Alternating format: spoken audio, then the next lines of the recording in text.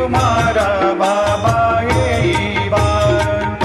सदा सस्वरूपं चिदानन्दकन्दं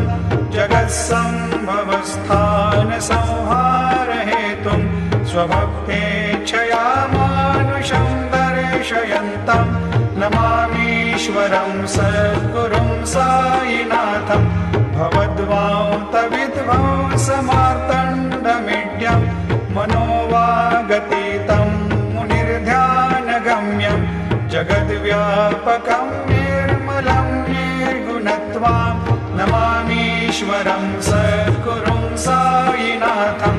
भवाम्भोधिमग्नादितानां जनानां स्वपादाश्रितानां स्वभक्तिप्रियाणां समुद्धारणार्थं